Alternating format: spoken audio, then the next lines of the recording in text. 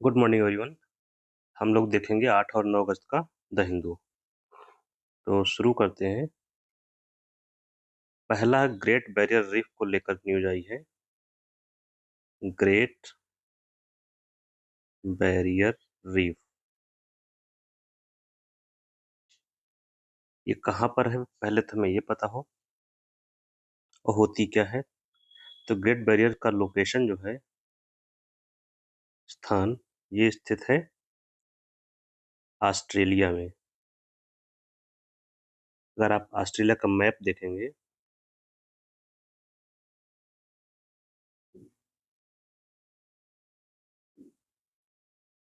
Something कुछ ऐसा दिखेगा। तो ये वाला जो पोर्शन है नॉर्थ ईस्ट का, यहाँ पर पाई जाती है। तो ऑस्ट्रेलिया के उत्तर पूर्व में पाई जाती है।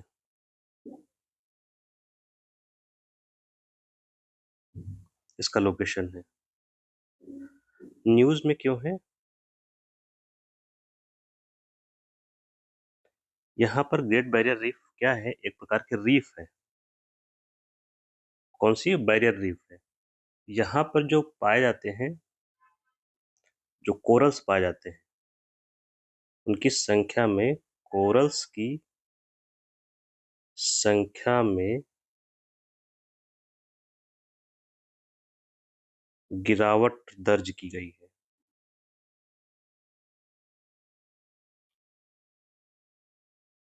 बड़े पैमाने पर।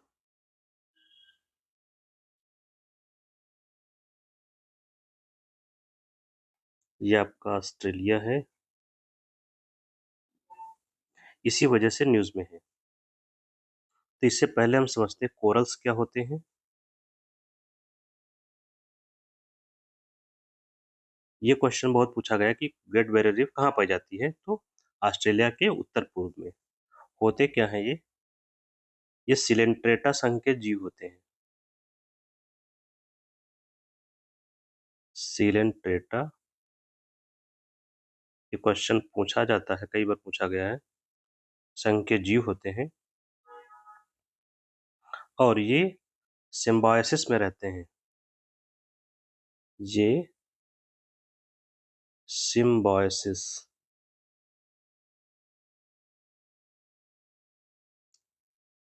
मतलब सहजीवी होते हैं। साथ साथ रहते हैं किसके साथ में? एक तरफ तो ये कोरल होते हैं और इनके साथ में होते हैं अलगी। अलगी को बोलते हैं शैवाल। आपको मालूम होगा ये शैवाल क्या होते हैं? स्वपोषी होते हैं। अपना भोजन स्वयं बनाते हैं।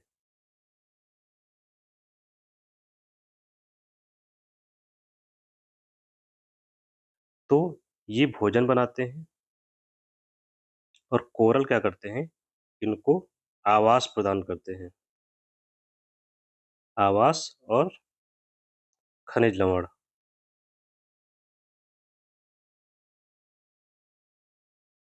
तो जो शैवाल होते हैं वो इनको देते हैं भोजन, जो खाना पकाया, और अलगी को क्या मिलता है? आवास। इस तरह से दोनों सहजीवी रहते हैं, साथ साथ रहते हैं। नेक्स्ट पॉइंट इसमें आता है कि कोरल्स जो होते हैं ये रंगीन होते हैं, कलरफुल।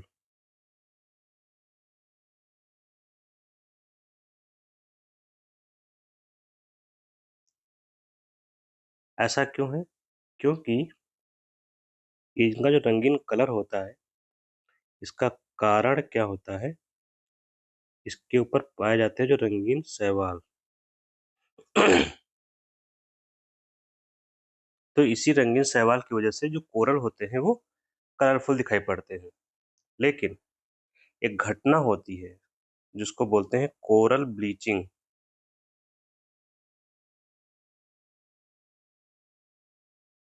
अक्सर एग्जाम में पूछा जाता है कोरल ब्लीचिंग क्या होती है। इसका मतलब होता है कोरल का रंगहीन हो जाना। रंगहीन मतलब कोई रंग ही नहीं बचा, जो अभी रंगीन था अचानक से रंग खत्म हो गया। तो ये क्या होता है, कैसे होता है? तो ये कोई घटना जैसे घटती है तो शैवाल जो है छोड़कर चले जाते हैं। इनकी सतह से चले जाते हैं। किसकी सतह से? जो ये जीव होते हैं कोरल। जब ये चले जाएंगे तो कोरल कैसे हो जाते हैं? रंगहीन हो जाएंगे, क्योंकि रंग किससे मिला हुआ था? शैवालों से। ऐसा क्यों होता है कोरल ब्लीचिंग का? कारण क्या हो सकता है? कारण होता है एक तो तापमान वृद्धि।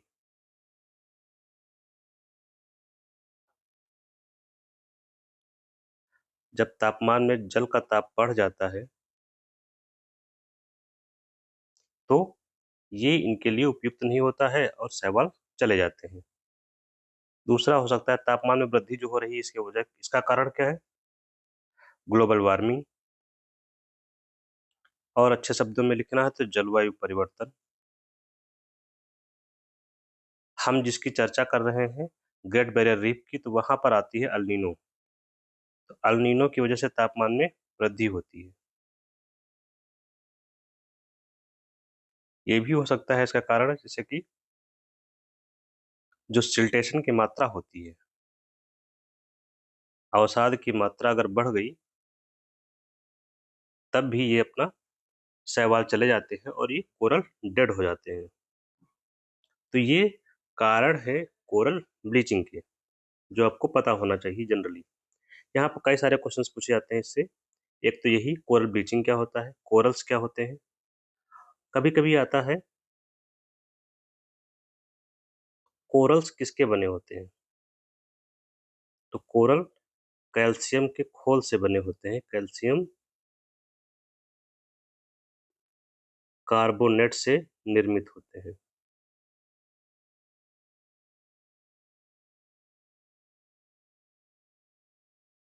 कैल्शियम कार्बोनेट का कभी कभी सूत्र पूछा जाता है तो CaCO3। यहाँ पर ये जो कोरल होते हैं इनका खोल होता है, जो जैसे आपने देखा हो कुछ जीव खोखले के अंदर, खोल के अंदर रहते हैं, तो इनका जो खोल होता है ये खोल बना होता है CaCO3। और जब ये, जैसे मान लीजिए कि ये जीव है तो इसके ऊपर एक खोल एक बना होता है, ये कैल्शियम कार्बोनेट का होता है। जब ये डेड हो जाता है तो ये खोल बचा रह जाएगा, फिर खोल के ऊपर नया जीव आ जाता है। नया जीव मतलब नया कोरल, फिर इसके ऊपर खोल बनेगा, ये मर जाएगा। तो इस तरह से करते करते एक रीफ बनती है जिसे बोलते हैं बैरियर रीफ। ठीक है, तो ये हो गया बैरियर रीफ के बारे में, जो न्यूज़ में रहा अभी। यहाँ से क्वेश्चन जो पूछे जाते हैं वो हमने चर्चा कर ली, यहाँ से कई क्वेश्चन जो बनते हैं एटलीस्ट। नेक्स्ट क्या है, उपराष्ट्रपति का चुनाव नोटिफिकेशन आ चुका है इसका, तो इसीलिए इसकी चर्चा है। उपराष्ट्रपति का चुनाव, तो आपको पता होगा अभी जगदीप धनखड़ जी ने इस्तीफा दे दिया है,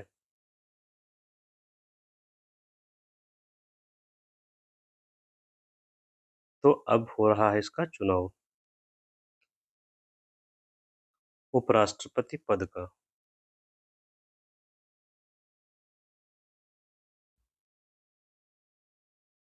पद का चुनाव हो रहा है तो चुनाव करवाएगा कौन? कौन करवाएगा?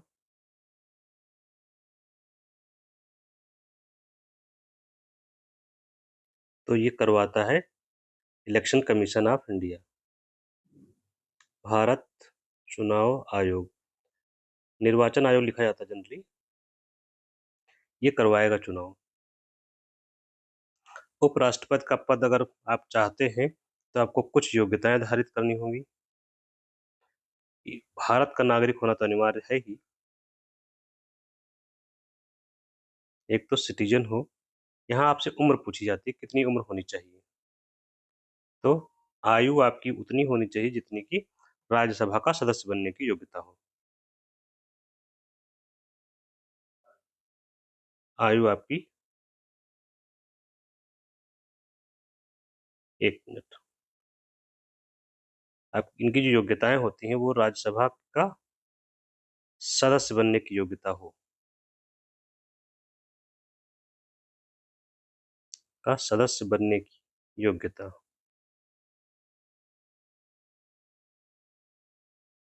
और इनकी जो आयु है वो होनी चाहिए 35 वर्ष बनने के लिए। तो ये हो गया इनका चुनाव। चुनाव में इनका इलेक्टोरल जो कॉलेज होता है, मतलब कौन-कौन मतदाता होते हैं उसको बोलते हैं क्या? निर्वाचक मंडल। तो निर्वाचक मंडल में कौन-कौन शामिल होता है? संसद के सभी सदस्य। इसमें निर्वाचित भी होंगे और मनोनीत दोनों सदस्य शामिल होते हैं। और एक बात क्या है? मत मूल्य सभी का बराबर होता है। क्यों? क्योंकि सभी लोग तो सांसद हैं। मत मूल्य बराबर। ये हो गया निर्वाचक मंडल। अब ये चुनाव करवाएगा, तो चुनाव जो होता है वो चुनाव की विधि कौन-सी होती है? चुनाव की विधि होती है आनुपातिक प्रतिनिधित्व प्रणाली।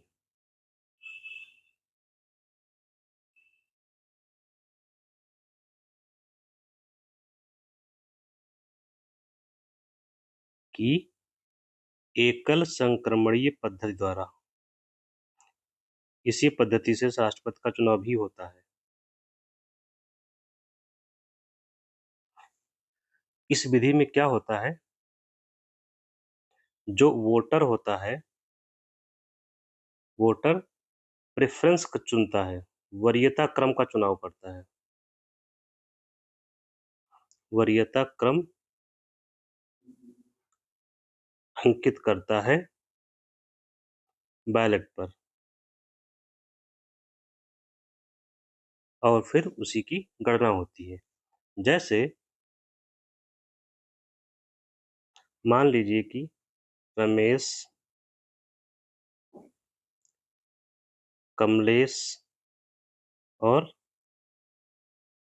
ज्ञान, ये 3 लोग चुनाव में खड़े हुए, तो किसी को वोट अगर करने कोई जाएगा तो इनको वोट कैसे करेगा? तो वोट करते समय उसको क्या करेगा वो? जो वोट करेगा वो प्रेफ़रेंस देगा। ये आपका बैलेट पेपर है मान लीजिए। प्रेफ़रेंस मतलब वरीयता, पहला नंबर इसको, दूसरा इनको दे देंगे, तीसरा इनको। ठीक है? तो फर्स्ट राउंड की जब गिनती होगी, तो जिनको पहले नंबर प्रेफ़रेंस दी गई है, उनकी गिनती की जाएगी। अगर उसमें भी कोई नहीं जीतता है, तो दूसरे वालों की गिनती की जाएगी। ठीक है?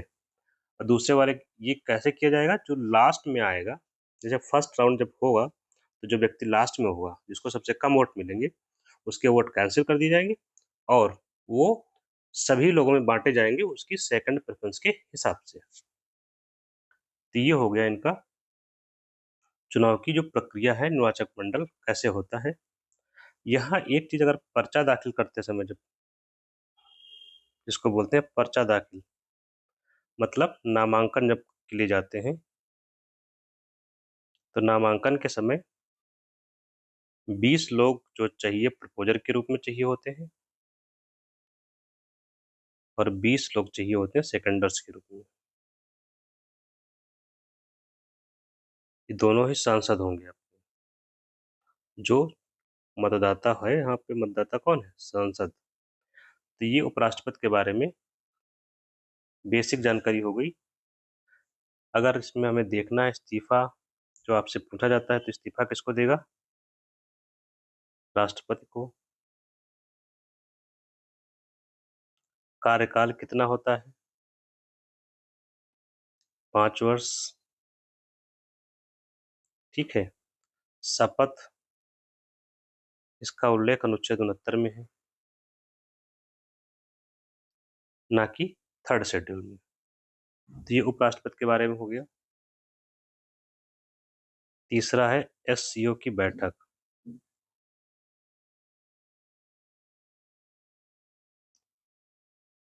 एससीओ क्या है?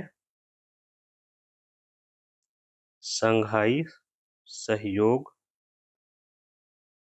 संगठन, शंघाई कोऑपरेशन ऑर्गेनाइजेशन। इसकी बैठक 2025 में होनी है।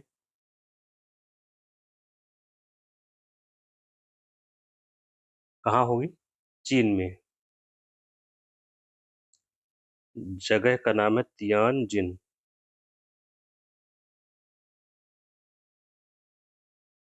तो इसी की बैठक में भाग लेने के लिए पीएम चीन जाएंगे, ये न्यूज में था। तो हमें एससीओ की बैठक से मतलब है कहाँ हो रही है फिलहाल इस वर्ष।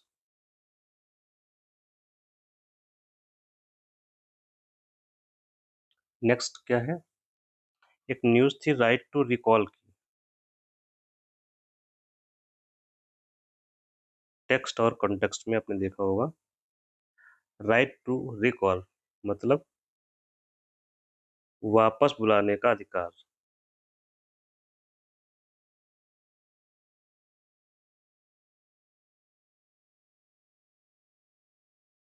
किसको वापस बुलाना है?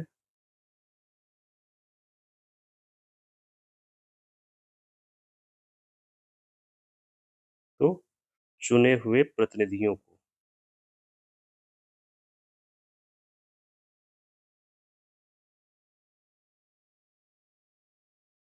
को कार्यकाल से पहले।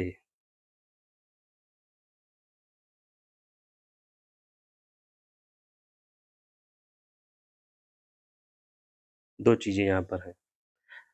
ये घटना कहाँ की है जिसमें हम चर्चा कर रहे हैं? ताइवान से है। ताइवान में लोगों ने इस राइट का भी इस्तेमाल किया है,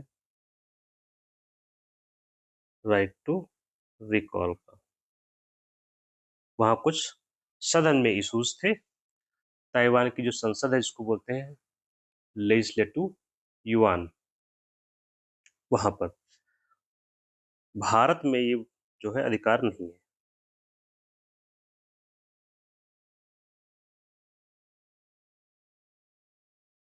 भारत के लोगों को या भारतीय संविधान द्वारा ऐसा कोई अधिकार प्राप्त नहीं है। मतलब ये एक बार अगर भारत के लोगों ने इन्होंने एक विधायक को या सांसद को, विधायक एक बार हो गया, एक बार चुन लिया, तो उसे वापस बुलाने का अधिकार नहीं है।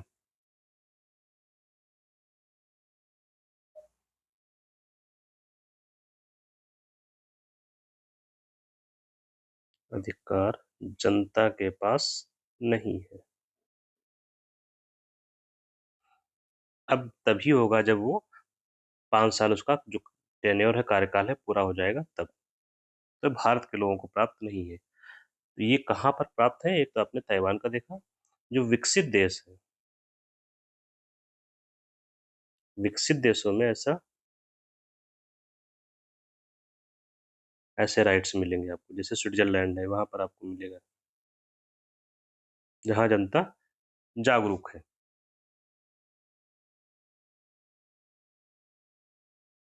नेक्स्ट है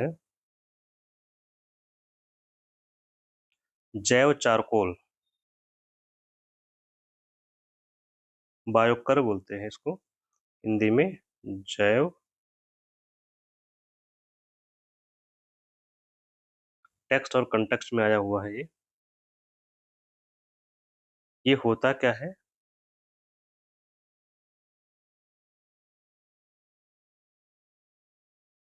क्या है ये? ये चारकोल होता है।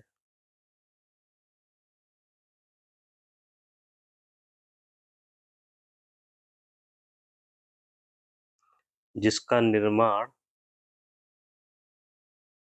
कैसे किया जाता है? 2 चीज़ों से, ए एंड बी। जो कृषि का बचा हुआ भाग, जैसे रेजिड्यू बोलते हैं, एग्रीकल्चरल रेजिड्यू। कृषि का जो अवशेष होता है, जैसे डंठल है, ये सब चीज़ें जो होती हैं, वो प्लस जो सॉलिड वेस्ट होता है म्युनिसिपल का,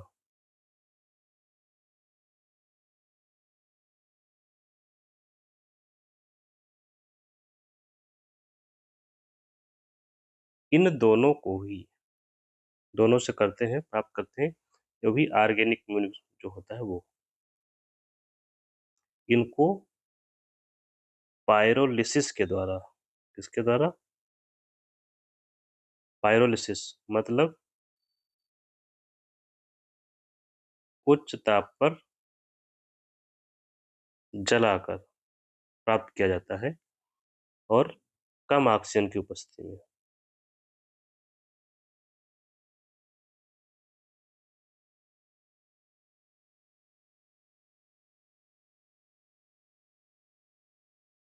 कम ऑक्सीजन की उपस्थिति में इन चीज़ों को उच्च ताप पर जलाकर चारकोल को तैयार किया जाता है, जिसे बायो चारकोल कहा जाता है, बायोकर कहा जाता है, जैव चारकोल कहा जाता है।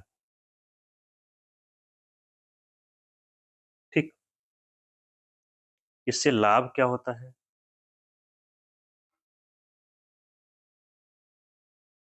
एक तो इसमें लाभ है इसके उत्पाद से। जब यह क्रिया होती है तो इससे बाई प्रोडक्ट बनते हैं। एक बनती है सिनगैस, और बायो ऑयल। इन दोनों का प्रयोग करके हम विद्युत उत्पादन कर सकते हैं, और ऊर्जा सुरक्षा में योगदान। सिनगैस के बारे में आप पता करेंगे, ठीक है। दूसरा, कार्बन सिंक के रूप में, कार्बन को शोषित करती है, कार्बन सिंक के रूप में इसका यूज है। कार्बन को कैप्चर कर लेती है, और कार्बन कैप्चर करेगी तो ग्लोबल वार्मिंग को कम करने में योगदान करेगी।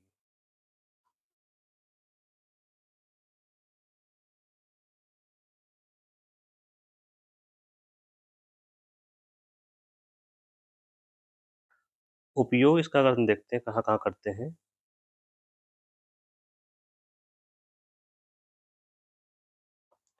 एक तो उपयोग आपका हो जाता है यहाँ पर कृषि क्षेत्र में।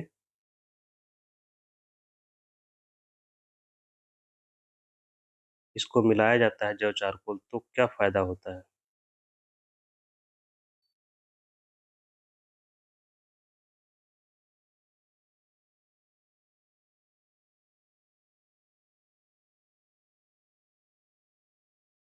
इससे होती है जो जल धारण क्षमता होती है वो बढ़ती है, एक तो,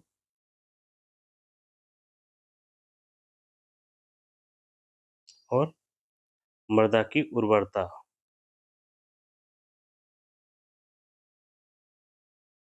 प्लस कार्बनिक पदार्थ भी आ जाते हैं, चूँकि ऑर्गेनिक होता ही है। एक तो ये फ़ायदा हुआ। दूसरा, निर्माण क्षेत्र में, कंस्ट्रक्शन,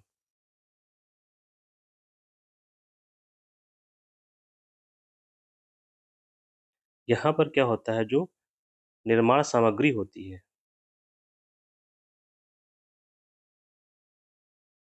कंस्ट्रक्शन मटेरियल में मिलाते हैं। इससे क्या होगा, उसकी जो स्ट्रेंथ होती है, मजबूती बढ़ जाती है।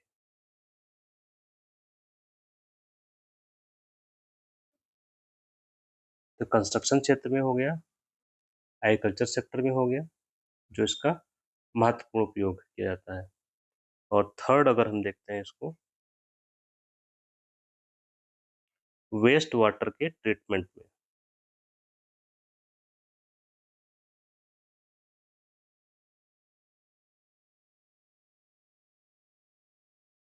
वेस्ट जल के उपचार में, मतलब गंदे जल को